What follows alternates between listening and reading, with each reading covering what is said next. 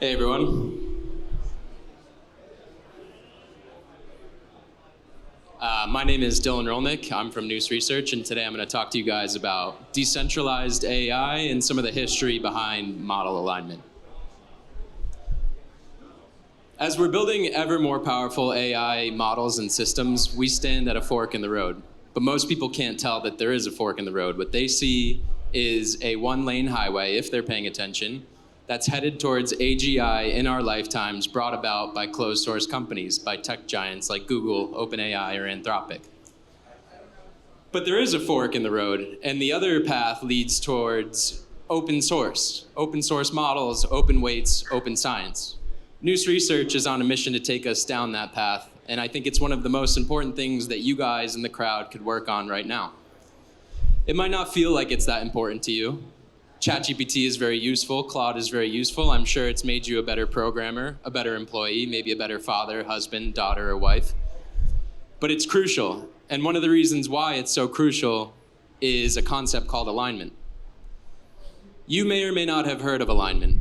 You may or may not know what it means. In fact, it's very hard to know what somebody means when they use the term alignment because they are so often using it to push a certain agenda on you.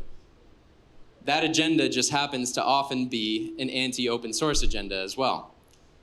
And when people are trying to push this agenda, the anti-open source one, they like to peddle two flavors, basically, of alignment. The first flavor is what I would call the how to make a bomb flavor. This is the type of alignment that tells you AI models and systems are so powerful that we need a centralized party to basically prevent bad guys from going around creating bombs. Who would want a lunatic to have the information necessary to create some sort of biological or nuclear weapon, right? It might make sense to you. You might be thinking, that is a good use case. Maybe we should have a centralized party in control. The problem with this type of alignment, and there are many, but one of the major problems is that these guys wield hammers and not scalpels, but they're very willing to wield these hammers for surveillance. If you were paying attention not too long ago, Anthropic researchers were on Twitter talking about how their bots, seemingly with pride, talking about how their AIs would report people that they thought were doing things that were morally reprehensible. It was opening up the command line tool to do this on its own. The problem was, of course, that these models can't tell what's morally reprehensible. And if you can't tell the difference between a spicy mayonnaise recipe or a recipe for a bomb, what business do you have surveilling your users? The second problem is that these techniques are good at keeping people out, but really only good at keeping honest people out. For bad guys, it's really easy to get around this type of alignment. If you sit around thinking about jailbreaks, you could probably cook one up yourself. And to put you all on equal footing with the bad guys, Pliny the Prompter gave us this not too long ago, so that's what they have keeping you out. With open models, we don't try to decide who's the moral authority. We don't try to tell you that information itself is a hazard. We don't believe that good guys should have less access to models than bad guys, and we don't believe that LLMs make bioterrorists any more than we believe that celebrity cookbooks make Michelin-starred chefs. The second type of alignment that these guys will push is what I would call systemic bias alignment. This is the kind of alignment that would say, LLMs are a very powerful informational tool, and if used improperly, they could push an agenda onto their unsuspecting users and influence them in very subtle ways. You've probably experienced some form of this. Recently, if you asked Grok about HBO's 4D chess in its naming, it used the opportunity to tell you instead about white genocide in South Africa. Or if you asked Gemini for a period-appropriate image of a German soldier, it gave you something totally ludicrous. And you might not know why exactly they're pushing these things. Maybe sometimes it's easy to draw it back to an individual or a group, but it's clearly not in the interest of giving people information, right? There's some sort of force behind this type of alignment. And you might think, hey, they're getting it right sometimes. On the aggregate, they are surfacing the right kinds of information and suppressing the wrong kinds. And if you think that, I would say to you, just wait 4 years, because every 4 years we change regimes in America, and at some point you will find yourself on the wrong side of informational alignment. But the true history of alignment, the one that I want to talk to you more about today, is actually more direct and more interesting. This is the kind of alignment that Eliezer Yudkowsky wrote about when he was exploring a moral framework that he called rationalism. This is the kind of alignment that says models should be aligned to a healthy respect for organic and human life on this planet. And he was so frustrated with other people taking these other types of alignment and using that term to sort of push these agendas that he came up with the term AI not kill everyoneism, because you can't possibly co-opt that to mean anything but what it says. What he feared was essentially AIs that superseded human intelligence, that had some motive that didn't necessarily align with our own. If you've ever seen the movie Age of Ultron, Ultron has a motivation: create peace in our time. Well, it turns out that humans aren't very peaceful. And when Yudkowsky was talking about this kind of thing, he didn't have a willing audience. There weren't people in the crowd that had seen the power of AI models and thought, maybe this thing could take my job in 3 or 4 years, right? It was hard to imagine that something that could hardly distinguish a cat from a dog could eventually lead to the extinction of humanity itself. But who was listening was a group of people called effective altruists, or EAs. Effective altruists are a group of people that essentially believe in using reason to direct their time and resources towards causes that benefit humanity largely, right? And what could be more beneficial to humanity than preventing human extinction, right? In a twist of irony, though, the very desire to control and prevent this type of scenario led to the creation of AI as we know it. It accelerated to the point where we are talking about AGI in our lifetimes. Effective altruists heavily funded Yudkowsky's work. Open philanthropy is responsible for giving something like 98% of all effective altruist funding. The guy who runs Open Philanthropy is married to a woman called Daniela Amodei. Daniela Amodei is the sister of Dario Amodei, and Dario Amodei, of course, co-founded Anthropic and was a core researcher at OpenAI. Similarly, Ilya Sutskever and Elon Musk met at an FLI event. FLI is a group that is funded, again, by Open Philanthropy to evangelize Eliezer Yudkowsky's work. After attending one of those talks, these two were so inspired, again, by the message that they went on to found OpenAI. And the reason I'm telling you this is because I'm trying to impress that the people who founded these gigantic tech companies and who staff them, they might believe in how to make a bomb alignment. They might believe in systemic bias alignment. Many of them certainly believe in AI not kill everyoneism. And so you might be thinking to yourself, why would somebody who believes that this is so dangerous be working on this problem? Why would they be working to make this thing happen in their lifetimes?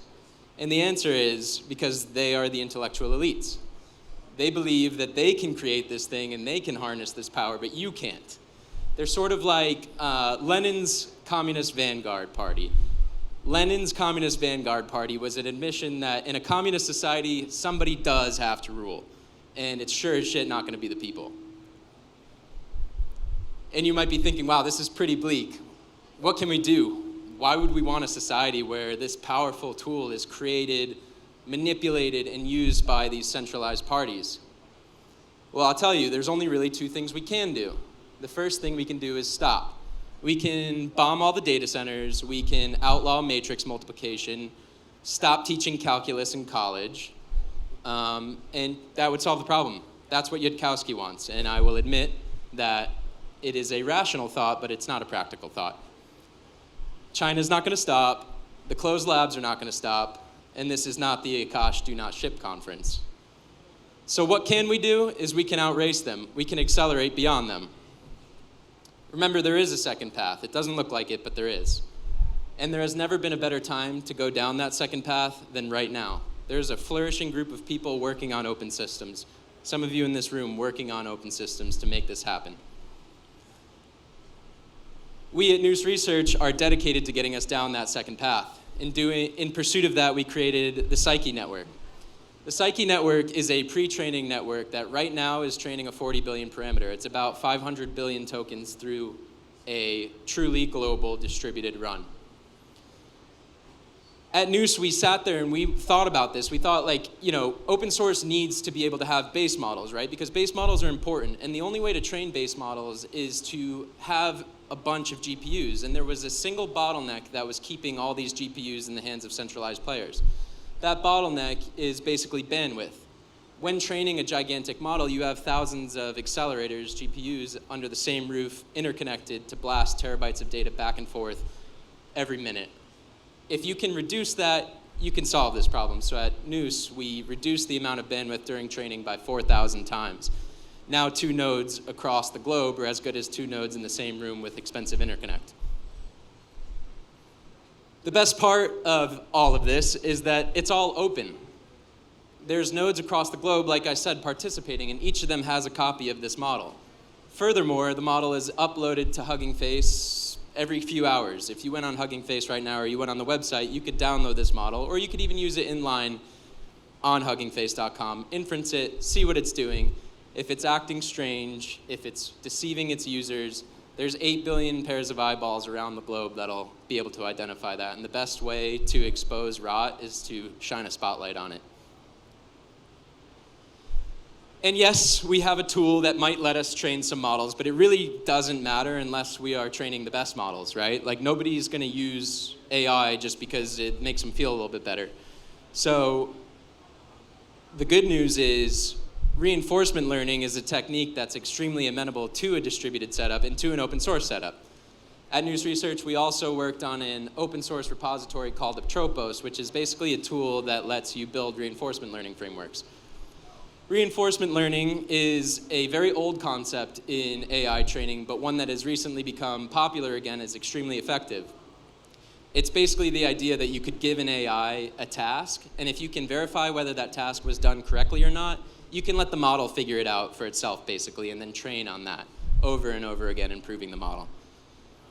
Since we released Atropos 2 months ago, we have something like 1,200 different tasks that you can use. If you fired up an Akash node right now, you could run Atropos, you could generate synthetic data for a pre-training run, you could fine-tune an 8 billion parameter model. It would be not very difficult. You can also use it to benchmark. If you want to measure a model's performance against some task that we have in the Atropos library, go ahead and do it. And if you're feeling especially adventurous, please contribute back. And you're also probably sitting there thinking, like, great, okay, we've got a couple of tools, they seem promising, but what we don't have is scale. The big guys all have a ton of scale. I'm here to tell you that that's not necessarily true. There is a surprising amount of compute sitting idle in data centers all over the world. And that number grows. Every time a big lab breaks ground on a new data center, they're creating underutilized GPUs that we can tap into if we create the right incentive structures. There's something like 8,000 H200s upon a cursory glance sitting in data centers around the world, available on decentralized platforms. With that amount of compute, with half of that amount of compute, you could retrain DeepSeek R1 in 500 hours. Very doable. And if you're working in crypto, I'm sure you're not a stranger to the power of open incentives coupled with hardware. Bitcoin is perhaps the best example. And the best news of all is that if we have these tools, these technologies, if we have access to scale, we certainly have the talent to take advantage of it. There is no better recruiting ground than open source software.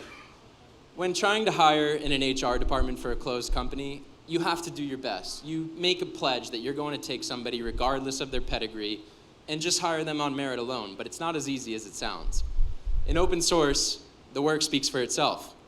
And even if you made your way into a closed company, it turns out that most of those guys like working on open source software, 1, because they think it's fun, and 2, because it's ethically correct. So we have the talent to do it. And if we should succeed in dethroning the closed companies, we have the economic substrate to take advantage of that. The closed labs talk about what happens in a post-AI world. They talk about the potential to obsolete work itself, to disrupt labor to the point that money might be meaningless. Their solution to that is usually some flavor of UBI or it's profit caps, where if they exceed some outlandish profit target, they'll take the money back to a nonprofit and like presumably dole it back out to you guys who have all been obsoleted. The good news is in crypto, we have the economic substrate to own AI itself. We have the ability to incentivize researchers. We have the ability to bring node operators online and pay them. We have the ability to pay for alignment research, and we have the ability for people who are just simply enthusiastic to participate in the upside. So what do we need? We need you guys. We need more belief that this can happen. We have the tools. We need somebody to come pick it up and make it happen. We can't keep going down this path, because if we don't do anything, we'll get there. We'll get to AGI, but it's going to be the first path. It's definitely not going to be the second path. And so if I could leave you guys with one thought today, it's this. Skynet was a closed source company. Thank you very much.